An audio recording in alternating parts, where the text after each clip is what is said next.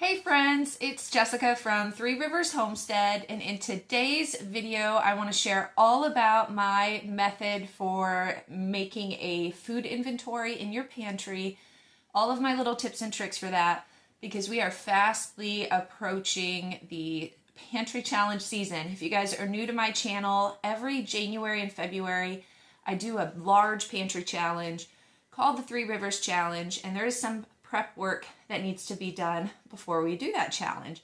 And one of the things that I always do every year is make a big food inventory. And I just did that last week. Now this is a little earlier in the year than I typically do my pantry inventory. And that's only because I am due to have a baby like here in a couple weeks. And so my month of December is going to be looking very different than it typically does. And so I needed to work ahead and get this inventory done before the baby comes. So we are going to talk today about the most efficient method that I have discovered after doing a pantry challenge and keeping a rather large stocked pantry for a large family over the last decade or so. I have used many different methods for creating a food inventory system, and what I have settled on over the last couple years is the most efficient method that I have found, and I want to share that with you guys. But first, before we get started, I want to talk a bit about the sponsor of this video, which is Backwoods Home magazine and Self-Reliance magazine. I've talked about them before on my channel. I love this publication. They've been around for 35 years and just provide really wonderful homesteading content. If you like my channel and the type of content that I create, you will love this publication. And they are offering my viewers 50% off a yearly subscription. It's about $13 a year, which is a steal. And you can check out the link in the video description. I just got my issue, the newest issue of Self-Reliance came 2 days ago, and I'm so excited about this. There's a whole section on different homemade pasta recipes. I'm really excited to try some of those out. I'm going to be doing that here in the next couple weeks. A whole section on winter canning. You guys know I talk a lot about canning on my channel. There are a bunch of winter canning project ideas. Just so much useful information.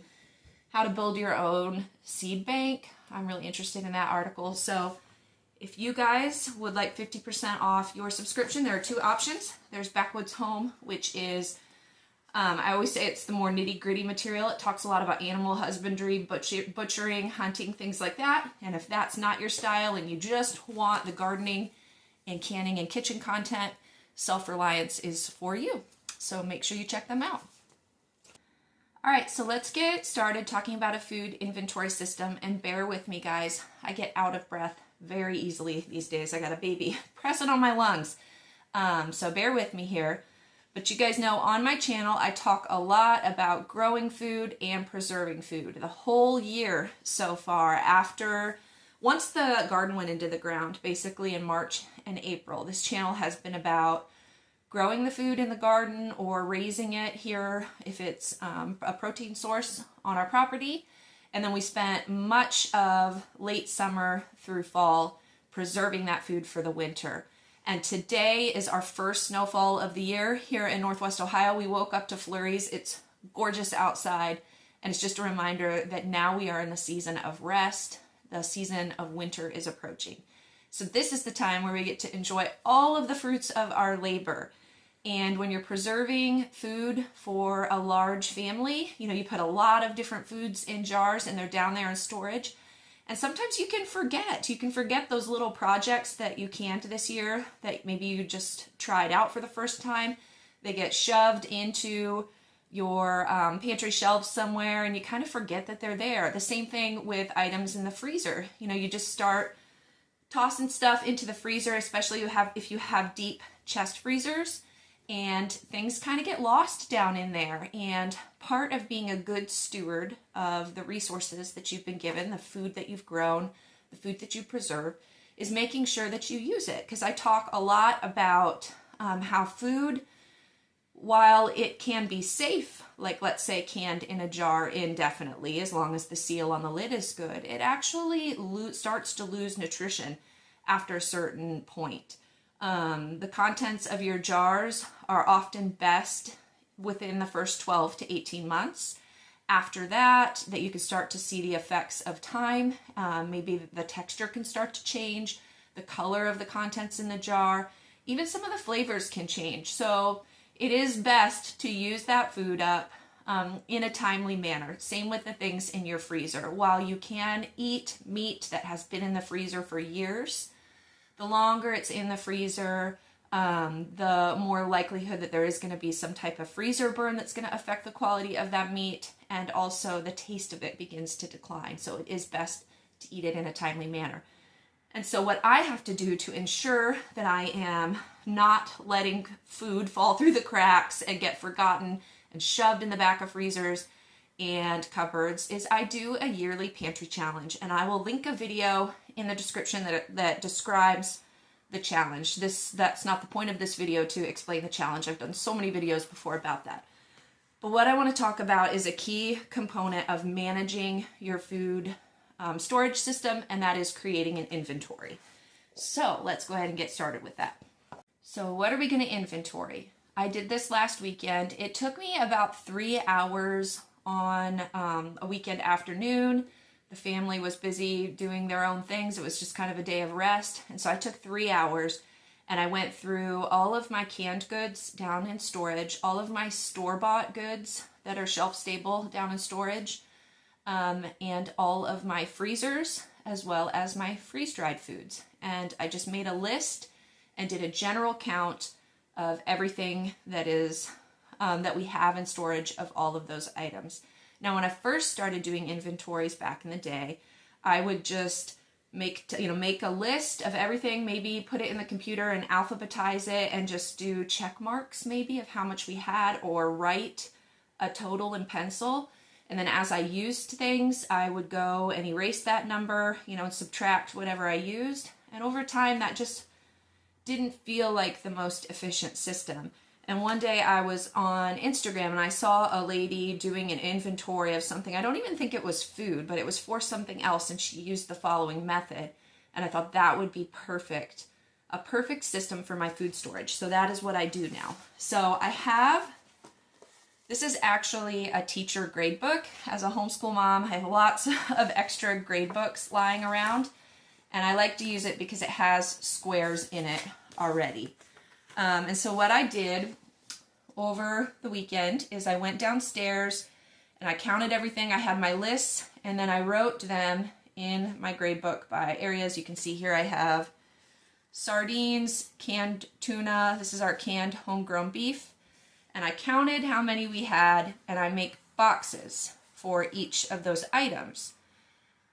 Why I like to do it this way instead of just having a tally or a number is that as we bring things up from storage to use in meals, we'll simply check off the number of those cans that we brought up, and it gives us, we can visually see how many we have left. This is also helpful for store-bought items. If in the meantime, between now and the beginning of the pantry challenge, let's say I go to the store and I want to purchase another container of maple syrup, I can simply add extra boxes to show how much I'm adding to the pantry. Same thing with canned goods. Here I have how many pints of applesauce we have down there, and you can see how many boxes, that's how many pints we have.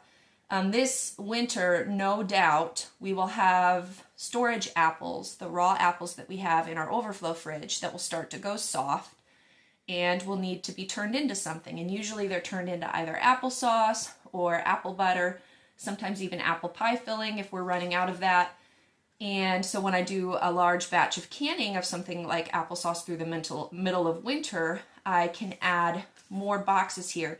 Even if we've already eaten through the majority of this, there's space down here for me to add more boxes to add to my inventory, even throughout a pantry challenge.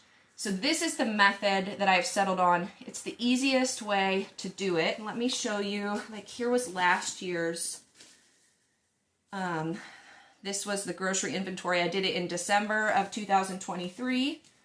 And you can see throughout the months of January and February, as we were using items up from the pantry during the pantry challenge, I was putting check marks in the boxes, and then when I sit down to do my meal planning every week, I just pull out my inventory. I have a visual representation of everything that's in my freezer, everything that's on my pantry shelves, even all my freeze-dried food, everything. And I can look through and say, okay, what do we have a ton of that I need to really be intentional about working into this week's meal plan? What are we getting really low on that I need to maybe try to ration out so that I don't use it all up early on in the pantry challenge? Or if it's an item I've canned expecting to last a whole year until the next growing season when it's available again, I need to make sure we're not eating it all up through the winter, that we're leaving some for the spring months or early summer. And it's just like a really efficient way for me to do this, for my brain to see the empty boxes and know how much we have left. So I wanted to share that with you guys today. If you're looking for a better way to keep an inventory. So let's talk though about how you keep this up to date, because it's really easy. You do all the work to create your inventory, and then all it takes is a couple grocery shops or a couple weeks of going down into storage and using food before all of your counts are off. So here's my method for ensuring that this inventory stays up to date throughout the challenge. So typically what I do is, after I do grocery shopping or after I do any food preservation like canning, I sit the items that need to be taken down to our pantry on a corner of our kitchen counter. That's just sort of the place where all of that food accumulates. The next time I take a trip downstairs, I grab all of those items and bring them down. The rule, once my inventory is in place, is that nothing goes down into the cellar without first being added to our book here.